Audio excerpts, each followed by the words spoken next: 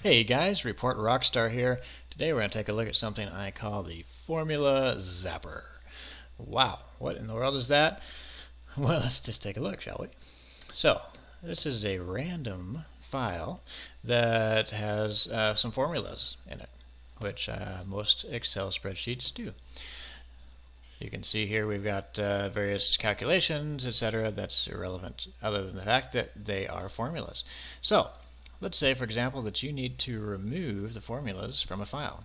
Well, you could go say, well, shoot, that's easy. I'm just going to Control A to grab everything, copy it, and I'm going to paste these values. Well, you'd be right. You could do that. That's kind of the lame way to do it. I hate to tell you. We want to do it the cool way, and specifically the need that I came up with for this was I needed to affect about 80 different spreadsheets at one time. And they were in 3 different folders, and it was a process that I would need to repeat multiple times over the course of several months. So for me, it made a lot more sense to write a macro to accommodate this. So what we're going to do is just go ahead and close this file. We'll be affecting this one and another. This is the Formula Zapper. Ta-da! Alright, so we can see here the market growth track I just had open. The directory we need to point to, in this case, is eSchool AIS. So I'm just going to copy that and put it right here in the directory. As I said, I had 3 folders that I needed to affect at once, but in this case we're just going to use one and leave the other 2 blank, and that's not a problem. So the one thing I want to point out is, and this is pay attention to this macro is irreversible, meaning that once you strip those formulas out, it saves the file so that everything, all the functionality really is no more. You could go back in and add formulas, but the previous ones are gone and gone forever. So be very intentional on when you use this, that you are 100% sure that you do not need to get back in to those formulas. In fact, I just took it a step further and put in an update password so that I didn't accidentally hit that button and overwrite something I didn't want to. I now know, okay, I'm sure I want to do that. Put in my password, yep, I'm really sure. I'm going to run this and then we'll take a look at it. It'll just flash real quick, open those 2 files. And reports are now values. We have our confirmation. Great. Alright, so let's just take a look at the folders here. We can see that we have the 2 files. The date modified is now, so that's a good sign. Market growth track. This is where our formulas were. They're now gone. So we have success there. Perfect.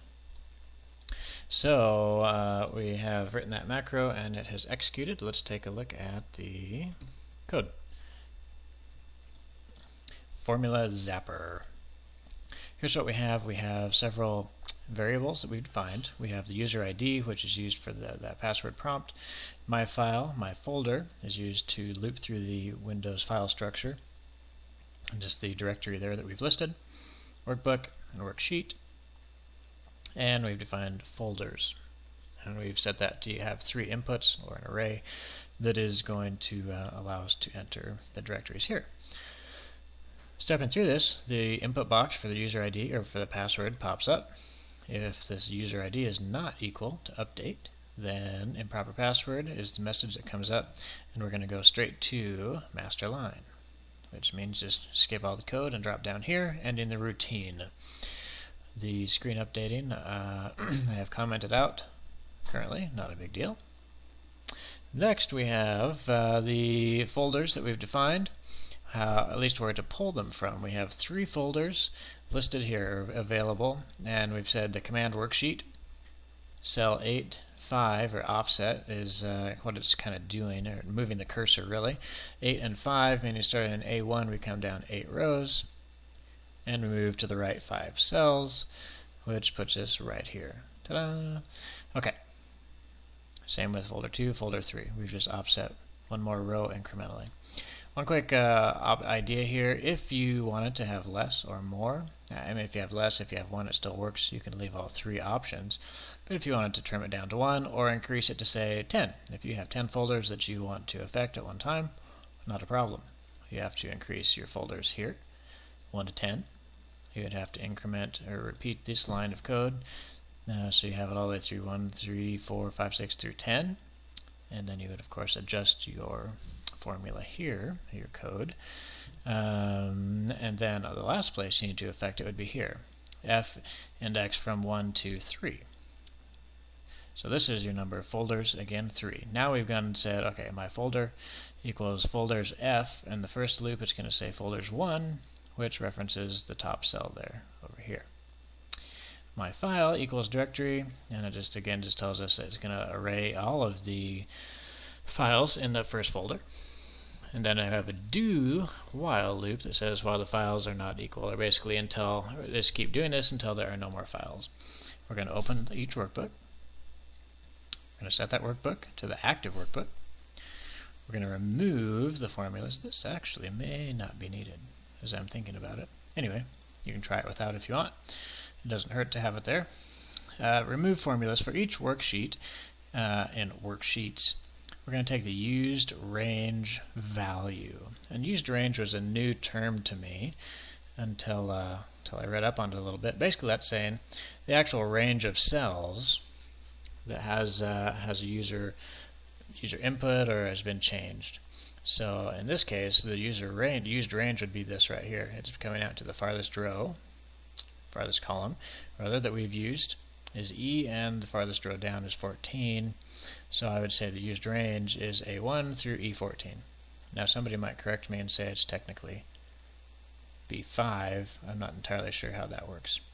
But at any rate, I know it does come down and end here.